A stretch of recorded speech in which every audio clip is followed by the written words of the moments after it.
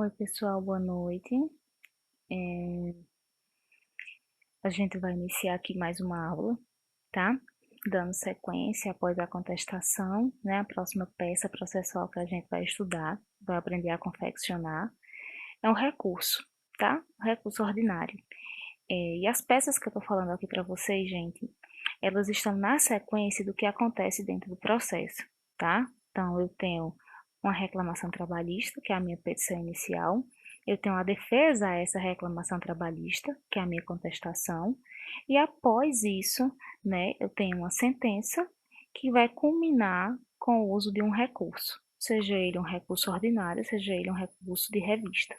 Hoje, né, a gente vai ver o recurso ordinário, tá? Então, vamos lá.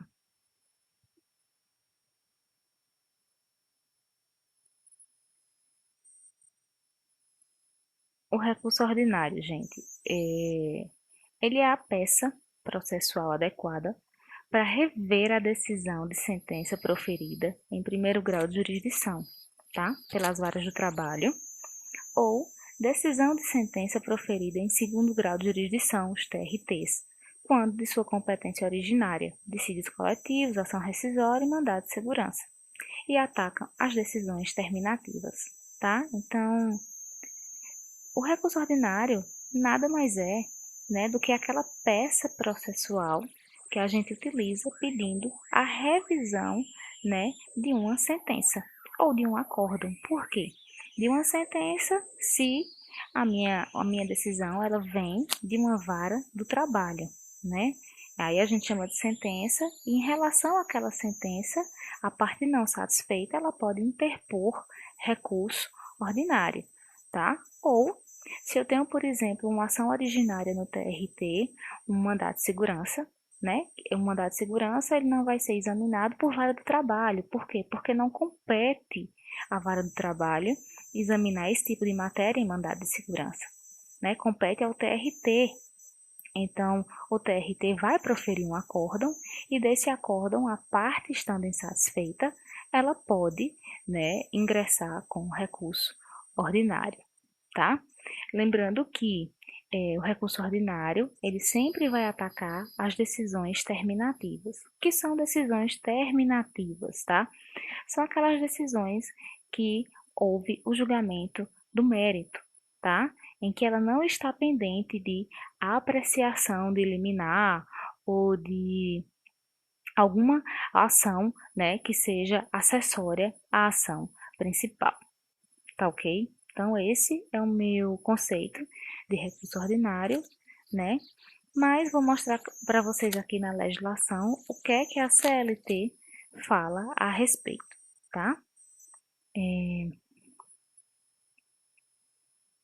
O recurso ordinário, tá, gente? Ele está previsto no artigo 895 da CLT, né? E ele cabe em face de sentença ou de acórdão, como eu falei, né, anteriormente. A sentença, quando eu trato de, de uma decisão judicial, né, proferida por vara do trabalho, e o acórdão, quando eu trato de decisão judicial, né, proferida por um TRT, né, por um tribunal. Então, vamos lá. Analisando o artigo 895 da CLT, a gente vai ver aqui que o recurso ordinário ele cabe em duas ocasiões, tá? O inciso 1 fala das decisões definitivas ou terminativas das varas e juízos, né, no prazo de 8 dias, e o inciso 2 do artigo 895 da CLT fala sobre as decisões definitivas ou terminativas dos tribunais regionais, né, em processos de sua competência originária no prazo de 8 dias. Então, tanto tanto o caso do inciso 1 como o caso do inciso 2 do artigo 895, né, onde é cabível o recurso ordinário, o prazo para a interposição desse recurso é de 8 dias. 8 dias a contar de quê, professora? 8 dias a contar da data da publicação dessa decisão judicial, né? Se é uma sentença, da data da publicação da sentença. Se é um acórdão, da data da publicação do acórdão, tá? Então, É um prazo único, tanto para um caso como para o outro, tá ok? Cabe também o recurso ordinário, tá? Em mandado de segurança e ação rescisória. Gente, esse recurso ordinário em mandado de segurança e ação rescisória nada mais é do que o desdobramento na interpretação, né, do inciso 2 do artigo 895 da CLT, tá? Ó, vou voltar aqui só para que vocês vejam novamente, tá? Aqui o que é que diz o inciso 2, né? Fala que cabe recurso ordinário das decisões terminativas, né, dos tribunais regionais, tá? Em processos de sua competência originária. Então, voltando para o próximo slide, o mandado de segurança e a ação rescisória, além do dissídio coletivo, eles são ações, né, originárias do tribunal de cuja competência é o Tribunal Regional do Trabalho, né? Então, isso quer dizer que mandados de segurança, ações rescisórias e também dissídios coletivos, que não foi citado aqui, eles vão ser ajuizados, né, diretamente, essas ações são ajuizadas diretamente nos tribunais regionais do trabalho, ou seja, nos TRTs, tá? Então, não passa pela vara do trabalho, vai direto para o TRT para apreciação. E a decisão judicial que o TRT emite, que é um acórdão, é passível, sim, de recurso ordinário. Trouxe aí a súmula 201 do TST e a 158 também, que falam, né, sobre essa possibilidade de recurso ordinário, né, nos processos originários do TRT, já também citado lá no inciso 2 do 895 da CLT, né? Aqui é só um desdobramento, ó. Lendo para vocês aqui, para vocês entenderem. O que é que diz a súmula 201? Da decisão do TRT, né, do Tribunal Regional do Trabalho, em mandado de segurança, cabe recurso ordinário, né? E a súmula 158, também do TST, da decisão do Tribunal Regional do Trabalho em ação rescisória, é cabível recurso ordinário para o TST, tá? Então, lembrando lá o prazo de 8 dias, que passa a contar da data da publicação da sentença ou do acórdão, tá? Depender de qual órgão vai proferir a minha decisão judicial, tá? Lembrando, gente, que no recurso ordinário, se o meu órgão que vai proferir a decisão judicial for uma vara do trabalho, ela vai proferir uma sentença, né? Então, a minha peça processual, ela vai ser endereçada, tá? Ao meu juízo a quo e depois ao meu juízo ad quem, certo? Então, eu vou endereçar essa peça processual primeiro àquele juízo a quo. Quem é o juízo a quo? Aquele que vai, né, que proferiu a decisão judicial, a sentença no caso, e vai analisar, né, apenas os pressupostos de admissibilidade do meu processo. E também ao juiz ad quem, que é quem de fato vai apreciar o meu recurso, tá? Então, assim, só citando aqui para vocês inicialmente, porque quando a gente for fazer o roteiro do recurso ordinário para ser confeccionada a peça, eu falo, né, mais nitidamente sobre isso, tá? Para que vocês possam fazer o endereçamento correto do recurso ordinário. Pois bem, o recurso ordinário, ele é dividido em duas peças, tá? A primeira peça que a gente chama é a capa, ou a chamada peça de interposição, né? É aquela peça que precede o recurso ordinário propriamente dito. E a segunda peça são as razões do recurso, ou as chamadas razões recursais. Então, o meu recurso ordinário ele só tem essas duas partes, né? Então, é uma peça processual super, super simples. Geralmente cai pouco na OAB, tá? Porque é muito simples. O que a gente tem visto na OAB cair assim, repetidas vezes é a contestação e a petição inicial, a própria reclamação trabalhista, tá? Mas o recurso ordinário é uma peça simples, não é difícil de fazer. Vou mostrar aqui para vocês, tá? Então, A peça de interposição. Você tem que aprender a fazer cada peça separada. A peça de interposição de uma maneira, a peça de razões recursais de outra. Falando da peça de interposição. Primeiro, ela é uma peça que é feita, o endereçamento dessa peça é o juízo a quo, né, para ser feito o juízo de admissibilidade. Então, se eu tenho, quem é o meu juiz a quo? Meu juiz a quo é aquele órgão que emitiu a minha decisão judicial, da qual eu estou recorrendo, através do recurso ordinário. Então, se foi uma vara do trabalho, né, que proferiu uma sentença, o meu juízo a quo é aquela vara do trabalho. Então, eu tenho uma sentença emitida pela terceira vara do trabalho de Recife. Quem é o meu juiz a quo para qual eu vou fazer o endereçamento? A terceira vara do trabalho de Recife. Por quê? Porque o recurso ordinário, assim como o recurso de revista também, que eu vou falar na próxima aula para vocês, o juízo a quo, né, que foi o juiz que deu a decisão judicial, que proferiu a decisão judicial, ele tem que fazer o exame de admissibilidade, né? O juiz vai ter que identificar na sua peça de interposição se há os pressupostos de admissibilidade de um processo. Para somente então, depois de identificado esses pressupostos de admissibilidade, a sua peça ser apreciada pelo juízo ad quem. Quem é o juiz ad quem? Aquele órgão superior que vai ver o que está dizendo o seu recurso ordinário e vai dar vazão àquilo ou não. Vai dizer, ok, esse recurso ordinário, né, tá válido, vamos ver aqui o mérito dele, se é válido também, ou não, o mérito não é válido. Isso quem vai dizer é o órgão superior, é o meu juízo ad quem. Repito, se o meu ajuízo, se eu tenho uma decisão judicial proferida por vara do trabalho, ou seja, se tenho sentença, o meu juízo a quo é a própria vara do trabalho, o meu juiz ad quem é o TRT, né? O tribunal é o órgão superior a ele.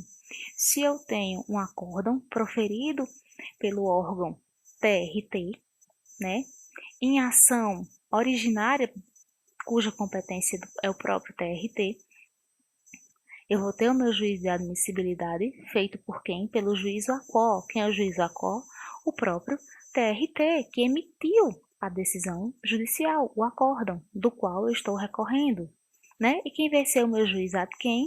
O TST, que é o órgão superior a ele, e que não vai mais fazer um juízo de admissibilidade, mas tão somente apreciar o mérito do meu recurso, tá?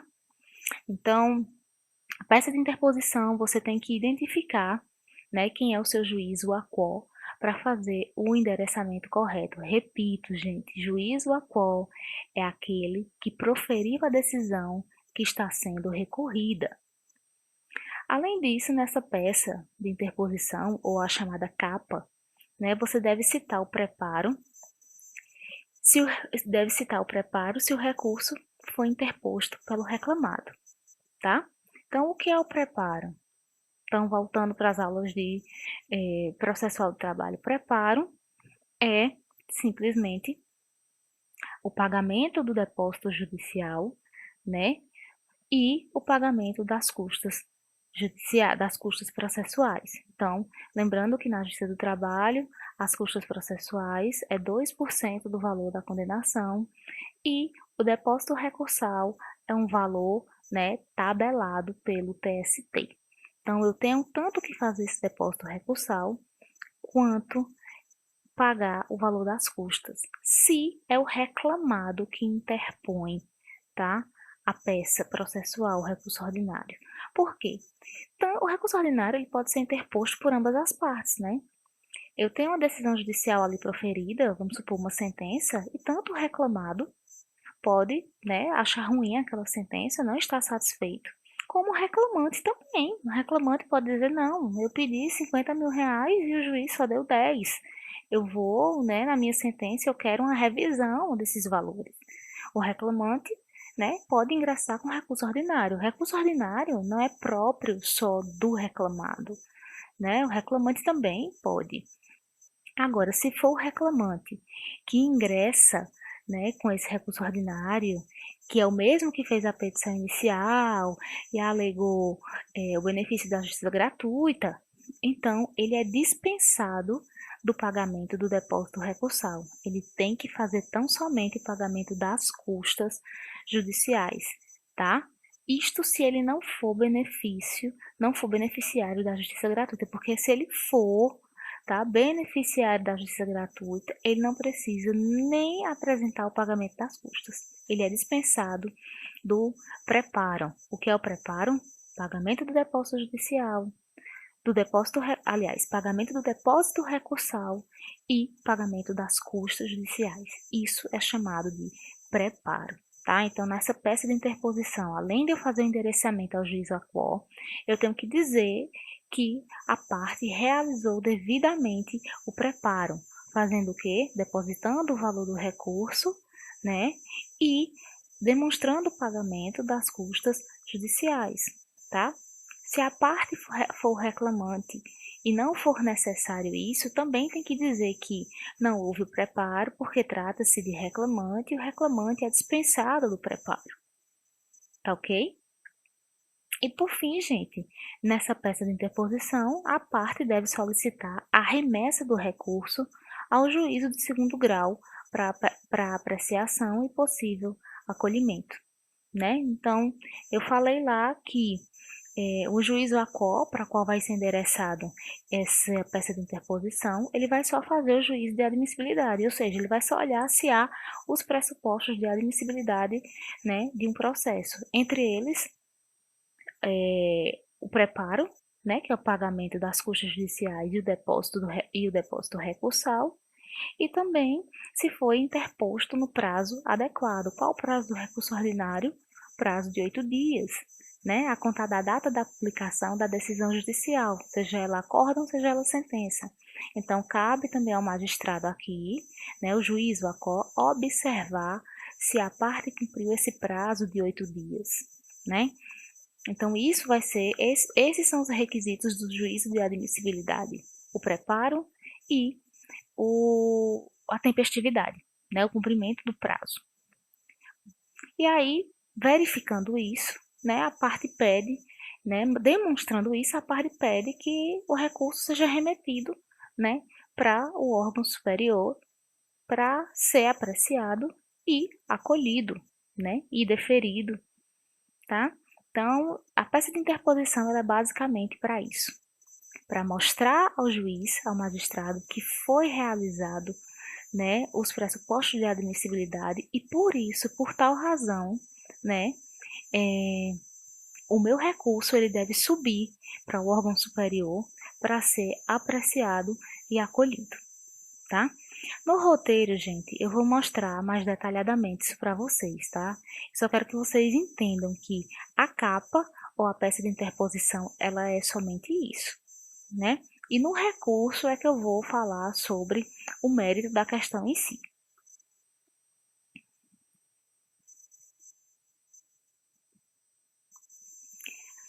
A outra parte do meu recurso são as razões recursais. É uma outra peça separada que eu faço, tá? Que é o RO, é o próprio recurso ordinário.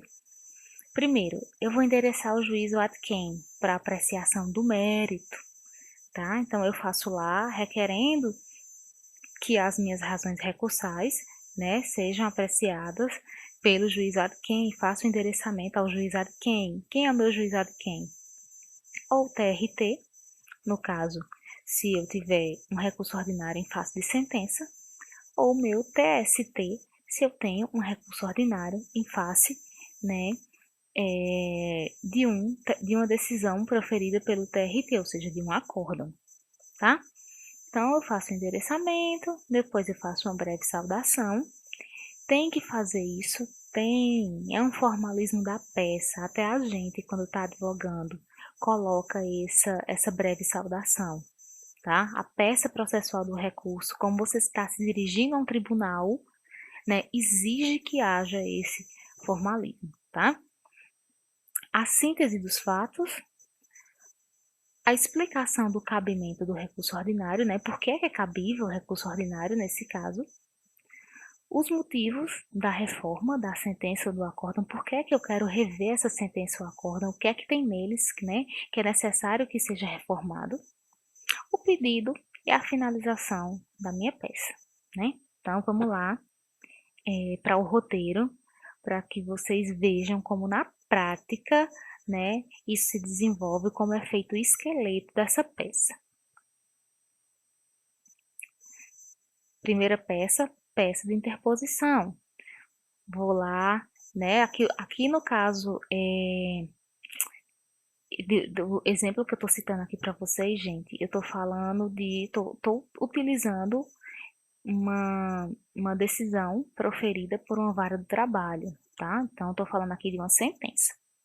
Então, excelentíssimo senhor doutor juiz do trabalho da XXX, vara do trabalho da comarca de tá, né? Esses dados, eles vão existir? Vão, tá, gente? Por quê? Porque eu já tenho um processo. Eu já tive uma petição inicial, eu já tive uma contestação e agora eu estou tendo um recurso. Então já existe, o processo já está rodando, ele já tem um número, ele já tem uma vara onde ele foi apreciado. Então, todos esses dados, geralmente o caso concreto ele vai dar. Você só não coloca se não der. Mas se ele der, você põe. E se não der, não põe, tá? Não inventa. Não coloca um dado que não existe. Da mesma forma aqui, ó, do processo. Processo número, vai estar lá o número do processo, tá? Então, trago aqui para vocês o endereçamento, tá? Por que vara do trabalho? Porque foi o órgão que proferiu a sentença. E eu estou fazendo aqui a peça de interposição. Eu estou pedindo que o juiz dessa determinada vara do trabalho, que foi o mesmo que proferiu a sentença, verifique se o meu recurso ordinário está apto a subir para o tribunal para ser apreciado. É isso que eu peço na minha peça de interposição, ou na chamada capa. Então, uma vez feito o endereçamento, a gente vai para o preâmbulo, né? O nome da reclamada, aí já qualificado nos autos acima descrito, por seu advogado que esta subscreve, na reclamação trabalhista proposta por fulano de tal, né? Inconformado com a respeitável sentença, vem, tempestiva e respeitosamente, à presença de Vossa Excelência, impor recurso ordinário com base nos artigos, com base no artigo 895, inciso 1, tá? Se for o caso, ou inciso 2 da CLT. Claro que na sua peça você não vai colocar inciso 1 ou 2, você vai avaliar pelo caso concreto se aquela decisão foi proferida, né, pela vara do trabalho ou se aquela decisão foi proferida por um tribunal regional do trabalho. E aí você vai fundamentar o seu preâmbulo com o inciso 1 ou com o inciso 2, a depender do seu caso concreto, tá? Ah, só existe esse artigo para fundamentar o recurso ordinário no preâmbulo? Só. Só o artigo 895, inciso 1 ou inciso 2 da CLT. Tá ok? Ainda continuando a nossa peça de interposição, tá? Eu vou pedir a remessa das razões do presente recurso para o Tribunal Regional, né, da tal região, e ainda que seja juntado ao comprovante de recolhimento das custas e do depósito recursal, tá? Então, uma vez que eu faça o meu endereçamento correto, eu faça o meu preenchimento do preâmbulo correto, eu venho juntar aqui, ó, o comprovante de recolhimento das custas e do depósito recursal, ou seja, venho mostrar que foi realizado o preparo de forma devida e venho requerer, né, que o recurso, uma vez tempestivo, uma vez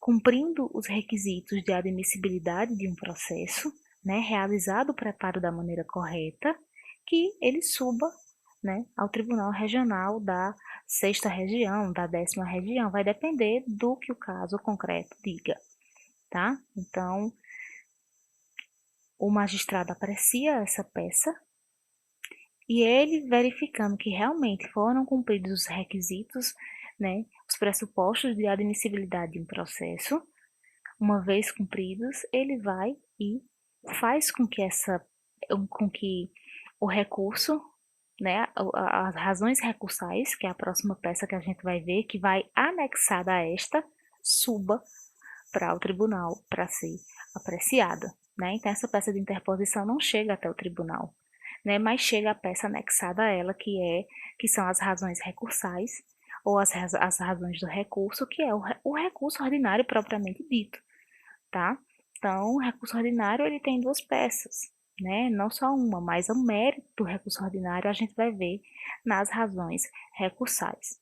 Então, gente, eu acho que ficou claro para vocês que a peça de interposição, ela é tão somente para isso, né? Para mostrar ao magistrado, aquele órgão que emitiu a decisão que está sendo recorrida, que recorrer dessa decisão é algo apto, tá? Que a parte encontra-se apta para fazer isso, porque foi realizado o preparo, né, de forma tempestiva e de forma adequada. Ok, gente.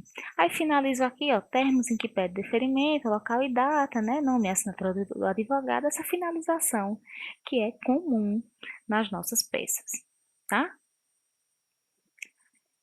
E as peças de razões recursais, deixa eu ver aqui. Remessa. Ah, tá aqui.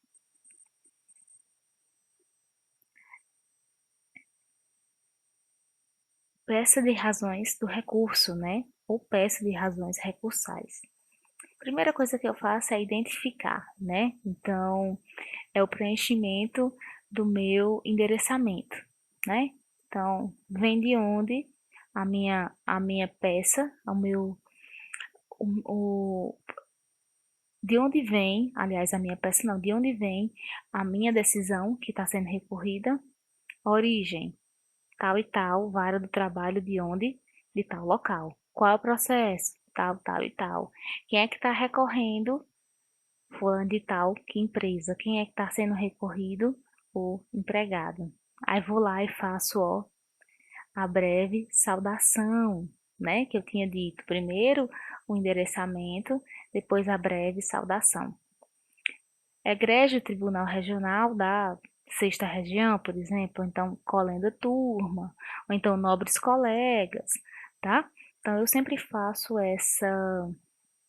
eu sempre cumpro com essa formalidade dentro da peça, né? Então supõe-se que por estar se referindo a um tribunal, então a forma respeitosa de se tratar dentro de uma peça processual é essa. Então sempre tem que se fazer essa breve saudação, tá? Vamos lá para o recurso em si. Primeiro, a síntese dos fatos. Eu vou explicar o que é que foi proferido na sentença, relatando a incongruência quanto ao pedido, né, que foi deferido. Então, botei um exemplo aqui para vocês. Foi deferido hora extra, mesmo com a juntada dos espelhos de ponto, que comprovam que o reclamante não realizava essas horas extras. Tá? Então, estou explicando que houve uma sentença, né, que deferiu hora extras quando na verdade não deveria ter deferido, né? Por tal razão, a parte está ingressando com recurso ordinário para rever essa decisão, né? Então, isso é a síntese dos fatos, tá, gente? Explicar o que foi proferido na sentença. Tenho aqui ainda no item 2, do cabimento do recurso ordinário, tá? Eu vou dizer por que é cabível esse recurso ordinário, tá? Por que é cabível, né? Explicar o porquê do cabimento do recurso ordinário quanto à decisão ora recorrida com base no artigo 895.1 ou 2 da CLT e súmulas do TST, bem como relatar que o recurso é tempestivo e que já foi juntado os comprovantes de depósito recursal e custos processuais, ou seja, que foi realizado o preparo, preenchendo, portanto, os pressupostos de admissibilidade do recurso. Então, quando eu falo do cabimento do recurso ordinário, eu vou dizer basicamente, né, que é, é, O recurso ordinário ele é cabível nesse caso, por quê? Porque atende o inciso 1, ou então atende o inciso 2 do artigo 895 da CLT e, além disso, né, ele foi interposto no prazo correto, ou seja, de forma tempestiva, e também foram juntados os comprovantes de depósito recursal e o pagamento das custas processuais, né, o que demonstra que foi feito nesse processo um preparo correto, né, e que preencheu todos os pressupostos de admissibilidade. Então, o recurso ordinário, ele é cabível por isso, tá? Então, esse cabimento do recurso ordinário, ele é praticamente um entendimento só, né? O recurso ordinário, ele sempre vai ser cabível por esses motivos que eu falei, tá? Então, sempre que você for explicar o cabimento do recurso ordinário, você vai colocar que ele é cabível por isso, por se encaixar em um dos incisos do artigo 895 da CLT e por cumprir, né, com os pressupostos de admissibilidade do recurso, quais sejam a tempestividade e o preparo. Tá ok? Então, assim, acho que não resta dúvidas, né, nesse item 2.